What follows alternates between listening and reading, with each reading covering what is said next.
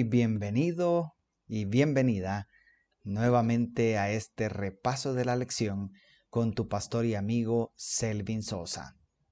Recuerda que en la descripción del video te dejo la presentación de PowerPoint para descargar. Y también, si eres maestro de escuela sabática, no olvides que al final de cada video vamos a estar compartiendo siempre algunos tips, algunos consejos prácticos para hacer de tu repaso de la lección algo más pedagógico, más creativo y más participativo.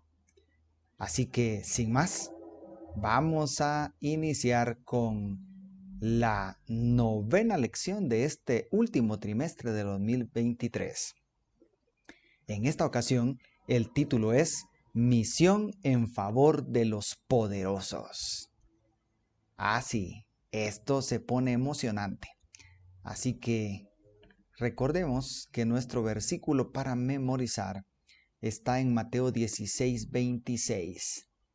¿Qué aprovecha el hombre si gana el mundo entero y pierde su vida? ¿Qué puede dar el hombre a cambio de su vida?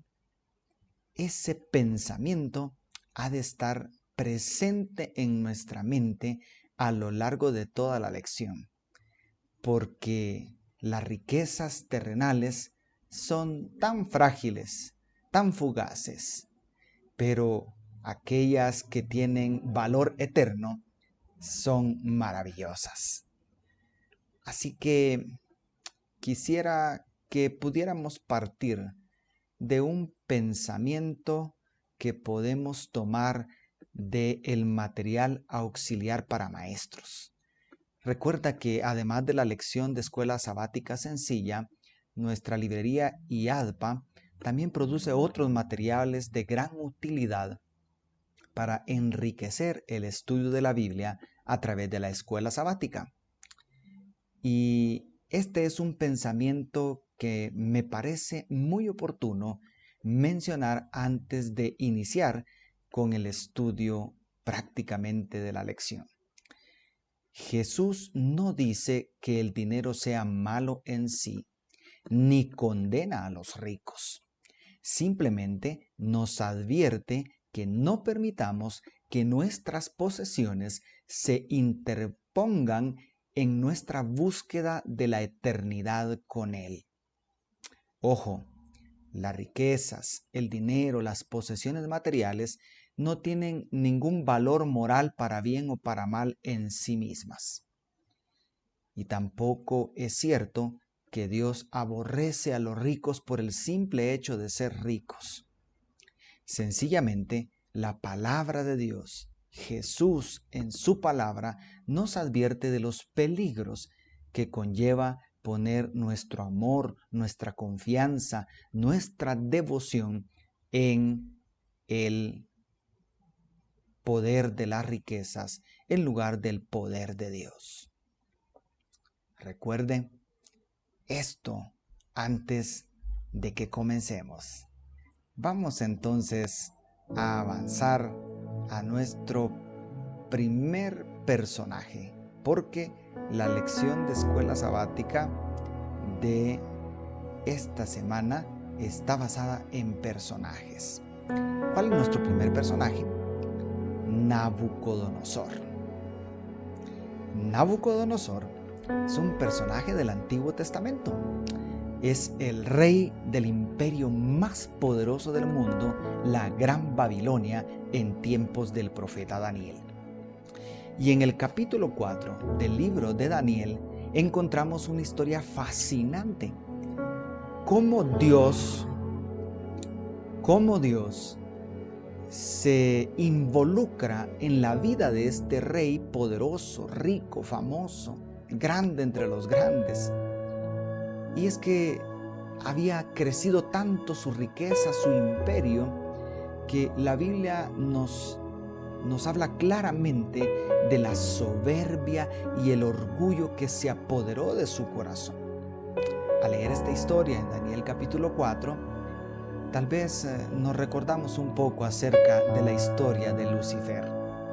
Sin embargo, en este caso, Dios envía un mensaje a el rey a través de un sueño. Y ese mensaje divino es interpretado por el profeta Daniel, de tal manera que Dios le advierte al rey Nabucodonosor de el peligro que corre a causa de la soberbia y el orgullo que las riquezas han anidado en su corazón. A pesar de la advertencia divina, Nabucodonosor prosigue en esa actitud tan rechazadora del amor de Dios.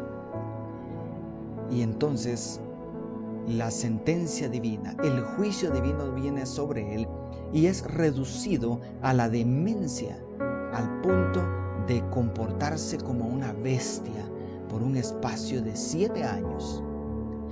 Y al final de esos 7 años, afortunadamente Nabucodonosor, humillado por el poder de Dios, ahora con humildad y arrepentimiento reconoce al Dios verdadero.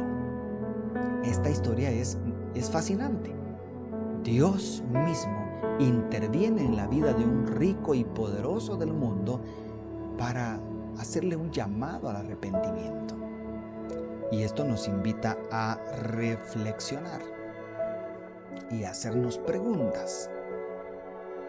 ¿Ricos o pobres podemos caer en la arrogancia que también experimentó Nabucodonosor? ¿Qué piensas tú? ¿Será que solo los ricos pueden caer en la arrogancia y el orgullo? ¿O también los pobres? ¿Cómo podemos nosotros evitar caer en el pecado arrogante de Nabucodonosor? Definitivamente, conocer la palabra, conocer a Jesús en especial, nos ayuda a ser más humildes. Ahora, otro detalle interesante para reflexionar es que si Dios encontró la manera de humillar y salvar al gran Nabucodonosor, el hombre que se creía dueño del mundo, ¿existe alguien que sea imposible de salvar para el Señor? ¿Habrá alguna persona que sea imposible de alcanzar con el poder y la gracia de nuestro Señor? ¿Conoces tú algún soberbio, orgulloso, arrogante, a quien Dios podría redimir en nuestros días? ¿Conoces a algún Nabucodonosor a quien Dios podría salvar en este tiempo que vivimos? Excelentes preguntas, ¿verdad? Vamos a conocer el segundo personaje. Su historia está registrada en el segundo libro de los Reyes, capítulo 5, versículos 1 al 19. Es otra historia muy conocida.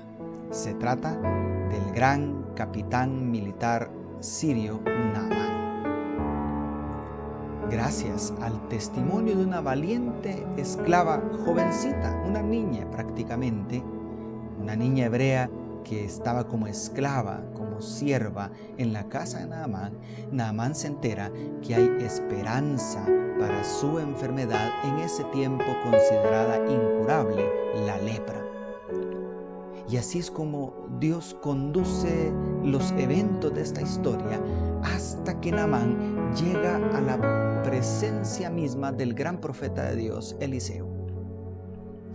Y Eliseo le da una indicación aparentemente absurda para Naamán, pero quizá lo más chocante para él fue que Eliseo no lo recibió con la pompa y con las normas de etiqueta para recibir a alguien de la importancia de Naamán. Sin embargo, finalmente Naamán, aceptando el consejo de sus siervos, se sumerge 7 veces en el río Jordán y como producto de su obediencia, aunque sea regañadientes, el milagro sucede. De tal manera que ese hombre que llegó con una actitud orgullosa ante el profeta Eliseo, ahora viene con humildad a reconocer que el único Dios verdadero es el Dios de Eliseo, el Dios de Israel. Y así es como Naamán, hace dos peticiones, dos disculpas anticipadas ante el siervo de Dios al confesar que ha decidido serle fiel únicamente a Jehová, el Dios de Israel. Y estas son las dos disculpas, los dos permisos que pide. El primero es que solicita a Eliseo que se le permita llevar 2 cargas de mula de tierra del lugar donde está Eliseo para postrarse delante del Dios de Israel. Esta petición tal vez estaba arraigada en la creencia que los dioses eran territoriales. El Dios de Israel tenía su territorio en Israel y el Dios sirio tenía su territorio allá en la nación pagana. El segundo pedido es que no se disculpe el hecho que Naamán sabe que parte de su servicio para el rey sirio es entrar con él al templo del dios pagano al que ellos adoran.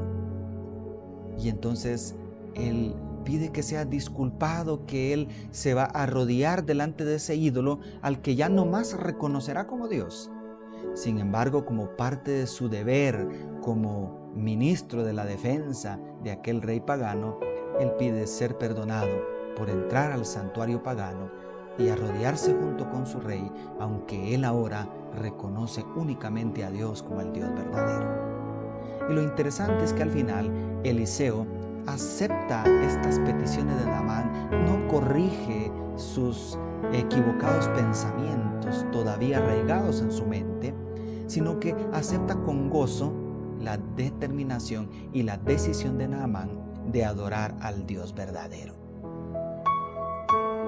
Partiendo de esta historia entonces, también podemos reflexionar, hacernos algunas preguntas. La primera es, ¿fue genuina la conversión del militar más temido del mundo en aquel tiempo? ¿Qué piensas tú? ¿Fue genuina su conversión? ¿Fue real su deseo de servir a Dios?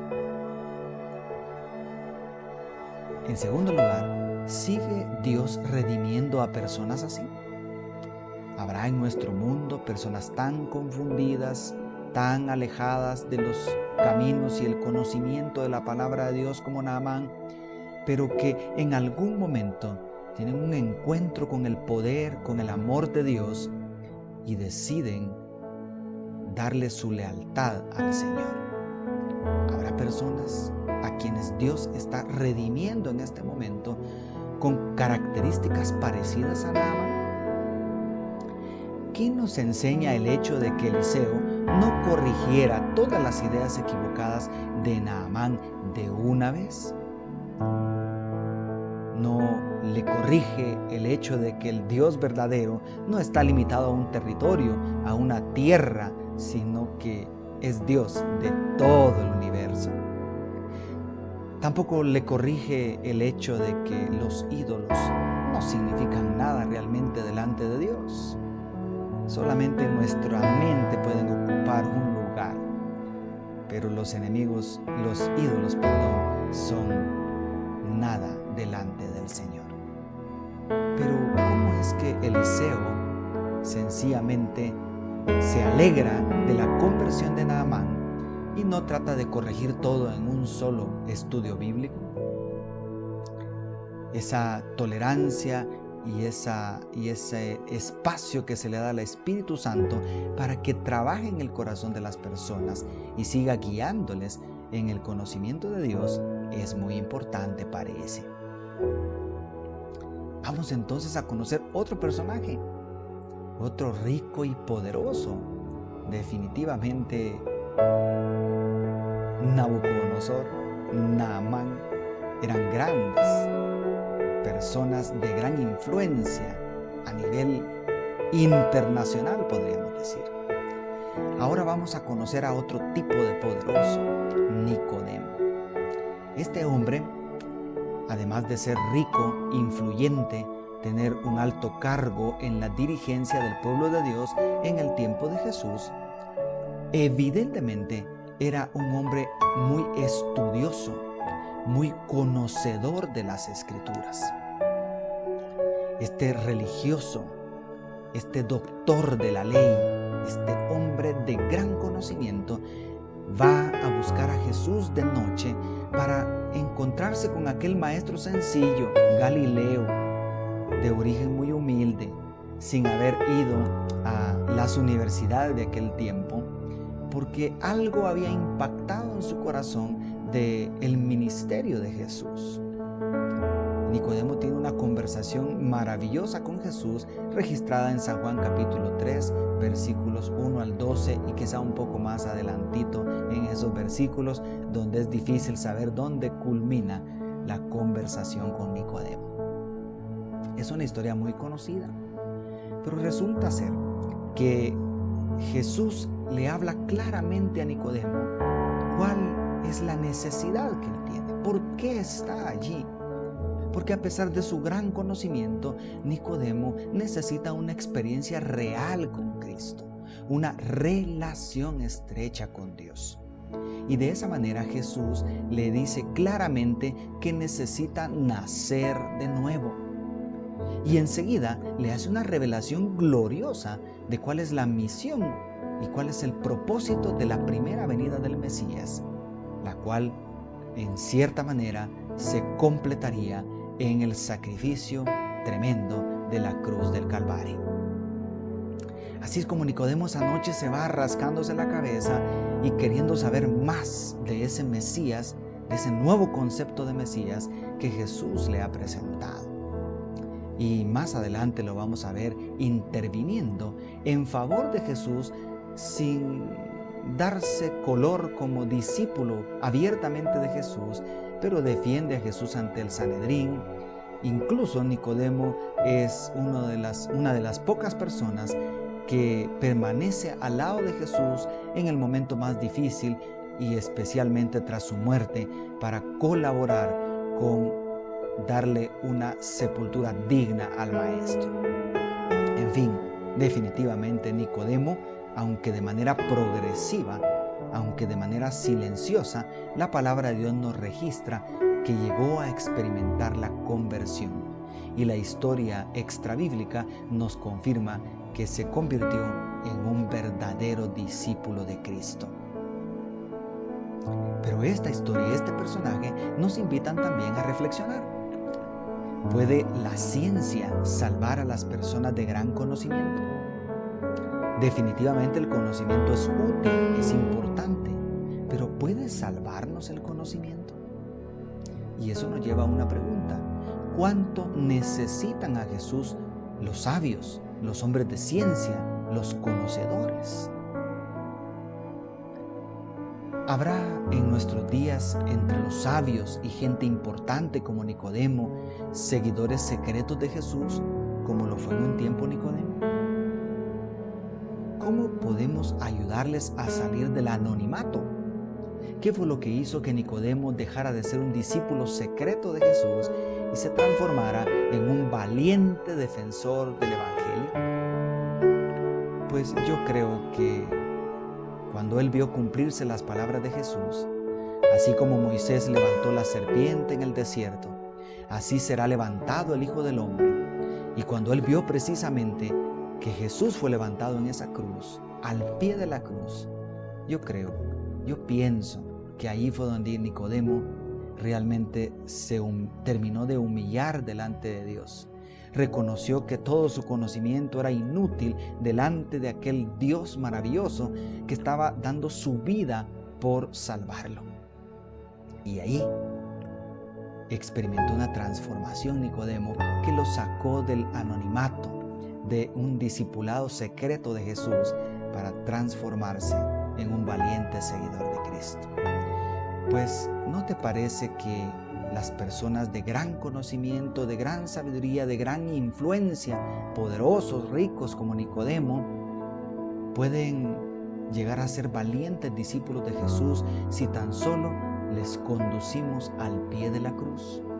Es frente a la cruz que todas nuestras riquezas, posesiones, títulos académicos se hacen un cero a la izquierda comparado con la gloria de la humildad y el amor de Cristo. Más adelante la lección nos presenta juntos a dos personajes en modo de contraste. Por un lado, el joven rico, un joven que fue atraído hacia Jesús, quizá por la ternura con la que Jesús trataba a los niños, las palabras maravillosas de Jesús. Y se acerca preguntando: ¿qué debo hacer para ser salvo, para ganar la vida eterna? Y el Señor Jesús le dice que si conoce los mandamientos, y el joven inmediatamente responde que conoce perfectamente los 10 mandamientos de la ley moral de Dios. Entonces, ¿pero qué más me falta? Aunque él había vivido en obediencia a las reglas de la religión, sentía que algo más le hacía falta. Era rico, era joven y evidentemente era religioso, pero aún así sentía que algo le faltaba. Entonces Jesús lo desafió a enfrentarse a su verdadero problema. Vende todo lo que tienes y dalo a los pobres y ven y sígueme. Una instrucción sencilla, pero resulta que aquel joven amaba demasiado sus riquezas, de tal manera que no estaba dispuesto a sacrificar sus posesiones materiales a cambio del reino de Dios. Por otro lado, y en total contraste, tenemos a otro hombre muy rico, de paso jefe de los publicanos, un hombre rico entre los ricos, Zaqueo. Este hombre se subió a la rama de un sicómoro para poder ver a Jesús mientras pasaba. Y Jesús, como sabiendo que ya estaba allí Zaqueo, lo llama por su nombre y se invita solo a su casa. Allá en la casa de Zaqueo, Zaqueo prepara un banquete, hace una fiesta en honor a ese invitado de honor, Jesús. Y al estar ahí al encuentro con Jesús, a pesar de las críticas, a pesar de la murmuración de los líderes religiosos, Zaqueo experimenta realmente una transformación, de tal manera que Zaqueo dice al final de esta historia: si en algo he defraudado a alguien, le devolveré 4 tantos como mandaba la ley de Moisés. Y además, dedicaré la mitad de todos mis bienes a ayudar a los pobres. Es impresionante y es realmente grande el contraste entre el joven rico que rechazó el llamado de Jesús y se fue triste, y Zaqueo, que a pesar de las críticas y el rechazo de la sociedad, termina feliz esta historia, haciéndose discípulo de Jesús y transformando su mentalidad y su relación con las riquezas materiales. Ahora bien, ¿por qué se perdió el joven rico? ¿Por ser rico sencillamente? Definitivamente no. El problema no eran las riquezas, sino la idolatría que se había convertido sus riquezas. Sus riquezas se habían convertido en un ídolo que era más valioso para él que Dios mismo. ¿Qué nos enseña el hecho de que la Biblia, especialmente en el Evangelio de San Marcos, nos dice claramente que Jesús lo siguió amando a pesar de su pésima decisión? Cuando un rico o un pobre o cualquier persona rechaza el Evangelio, ¿será que nosotros también debemos seguir amándole? ¿Qué cambio ocurrió en la relación de Zaqueo con las riquezas al aceptar a Jesús? ¿Siguieron significando lo mismo las riquezas para él? ¿Siguió relacionándose con el dinero de la misma manera que antes de conocer a Jesús? Obviamente no.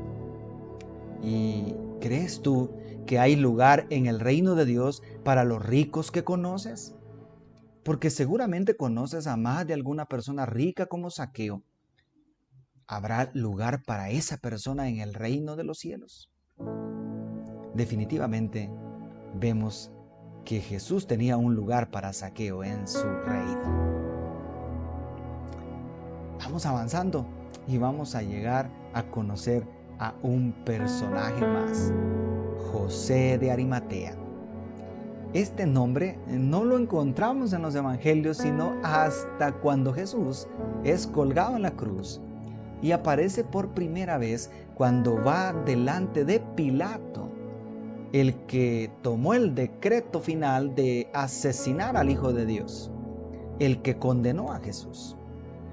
Y a pesar de que Pilato ya se había reunido con los líderes religiosos y ellos le habían hecho varias peticiones y varios arreglos, resulta que este hombre, muy rico por cierto, se acercó y aprovechó la influencia que tenía en el gobierno, en Pilato, para solicitar que se le concediera el cuerpo, el cadáver de Jesús, para darle una sepultura digna.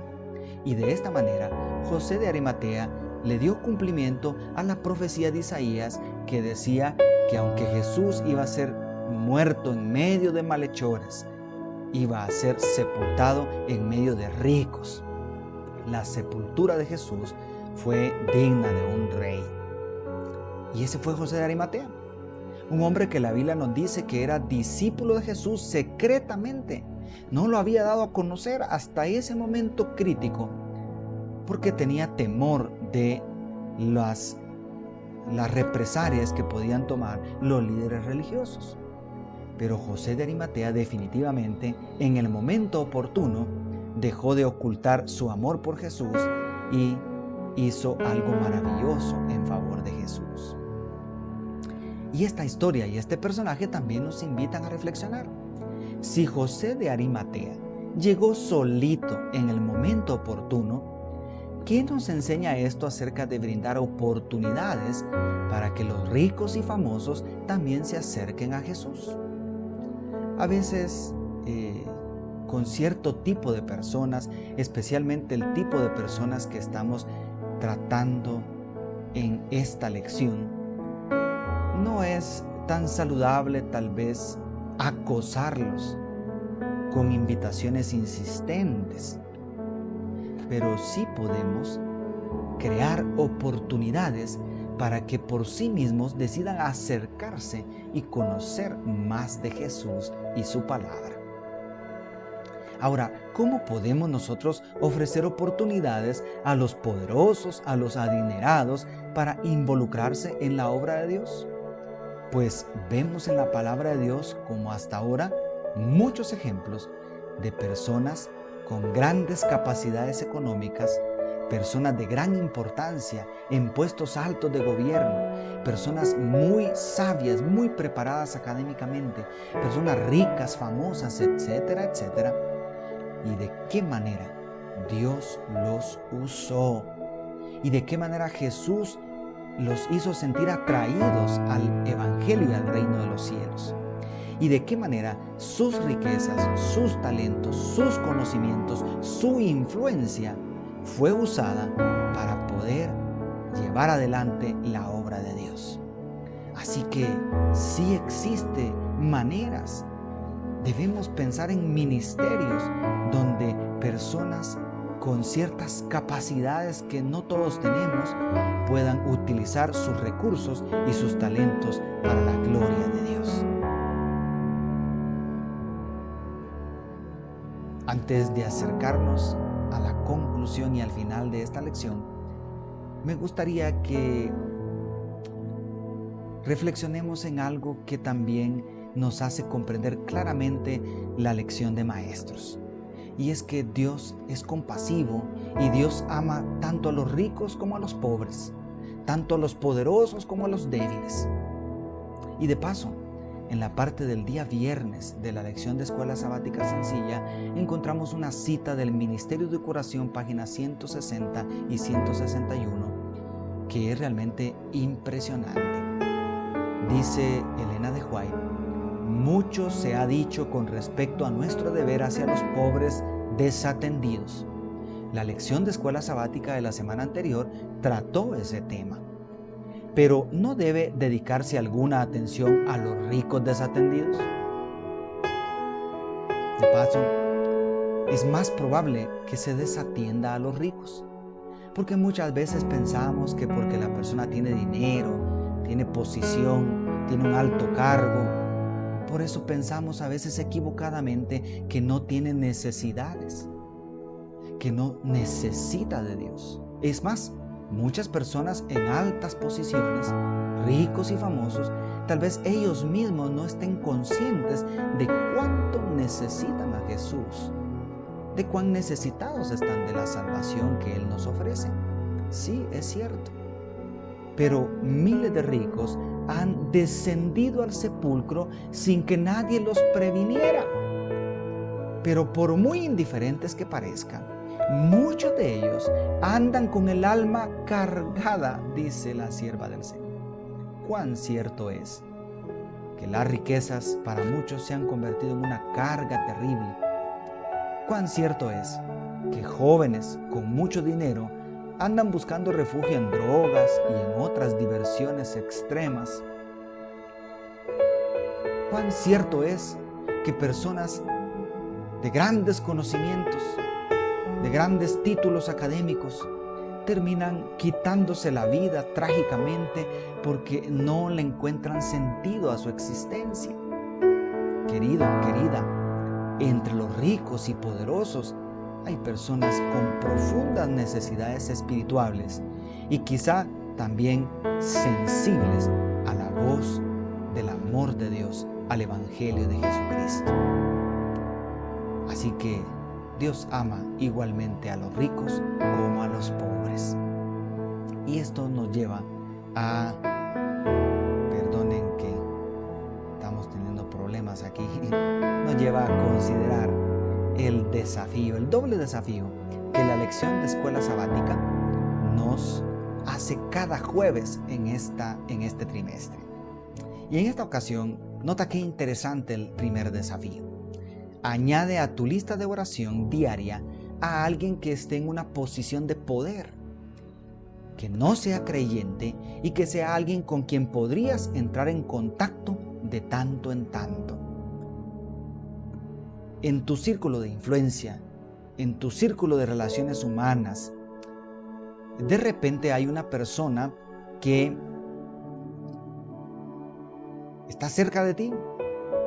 Existe la posibilidad de tener un contacto con esa persona. Empieza a orar por esa persona. Porque esa persona que está en un alto cargo, que está en una posición social y económica más elevada que tú, esa persona que de repente tiene autoridad sobre ti, es una persona por la que Jesús también murió. Y si tú estás allí, en un espacio, en un ambiente, en un círculo donde puedes tener una oportunidad de acercarte a esa persona, debes empezar a orar para que cuando esa oportunidad llegue, entonces puedas hablarle del gran amor que Dios tiene por esa persona. El desafío avanzado también es sumamente interesante.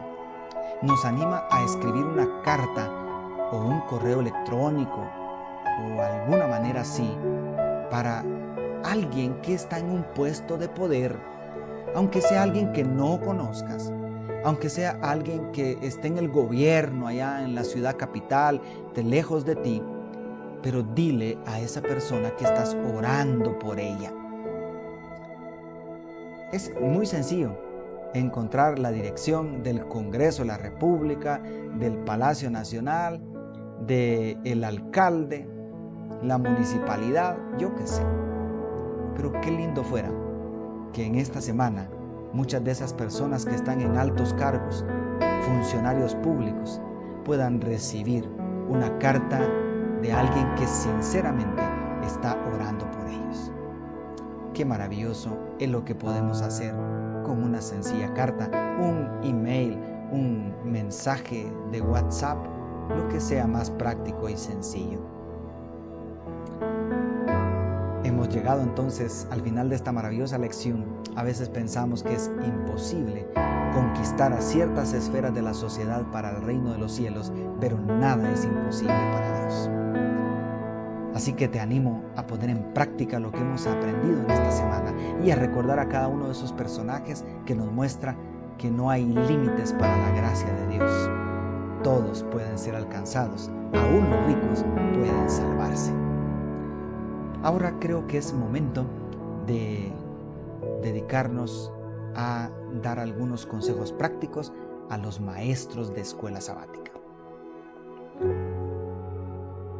2 consejos prácticos importantes. Primero es ir a la Biblia. La lección de escuela sabática es una herramienta para estudiar la palabra de Dios. No debes sustituir el estudio de la Biblia. En la lección de escuela sabática encontramos muchos textos de la palabra de Dios y la intención es ir a la Biblia, leerlos. En tu estudio personal, querido maestro, lee los textos, estudia la Biblia. Y cuando tú vayas a la Biblia, vas a conectarte de tal manera con la palabra de Dios que en el repaso de la lección vas a, inconscientemente incluso, vas a inculcar en tus estudiantes que estudien la Biblia, que amen la palabra. Y eso debemos vivirlo en primer lugar, luego contagiárselo a los demás. Y en el repaso de la lección debemos usar mucho la Biblia también. El segundo consejo práctico que podemos aplicar, por ejemplo, en el contenido de esta lección, es aplicar una técnica de estudio cooperativo, grupal, en el repaso de la lección, que se llama parejas cooperativas de lectura. Si te diste cuenta, toda la lección podemos dividirla en personajes y cada personaje un relato, una porción de la Biblia, una lectura bíblica. Prácticamente cada día de la lección de esta semana nos hablaba de un personaje y del párrafo del pasaje bíblico donde se encuentra la historia principal, porque a veces son varias historias. Entonces, ¿te imaginas al hacer el repaso de la lección de manera totalmente fuera de serie, invitando a tus estudiantes en la clase de escuela sabática a organizarse en parejas, si es posible, y hacer la cantidad de parejas o de grupos que sea posible de acuerdo a la cantidad de personajes que tenemos? ¿Recuerdas? Sí, Nabucodonosor, Naamán, Nicodemo, el joven rico, Zaqueo, José de Arimatea. Podemos entonces asignarle a cada pareja una lectura bíblica, darle un tiempo prudente para que lean la historia bíblica como pareja. Y entonces podemos aplicar las preguntas que diseñé para esta ocasión compartir contigo. Obviamente, por las limitaciones de un video monólogo donde no podemos interactuar directamente tú y yo lancé las preguntas, algunas las respondí y otras las dejé para que tú las respondas. En fin, esas mismas preguntas podemos utilizar entonces ahora para que cada pareja pueda, de acuerdo a lo que leyó en la Biblia, encontrar respuesta a estas preguntas y así cada pareja participar en diferentes secciones. De esa manera, todos van a conectarse con la Biblia, todos van a leer la Biblia y todos van a participar construyendo respuestas para estas preguntas de reflexión a través de la lectura de la palabra de Dios. Y el repaso de la lección se va a poner muy interesante de esta manera. Parejas cooperativas de lectura, una técnica que puede utilizarse en un espacio como el repaso de la lección. Que Dios te bendiga. No me queda más que darte las gracias por acompañarme hasta aquí, por suscribirte al canal y por seguirme en las redes sociales para seguir aprendiendo juntos. Dios te bendiga.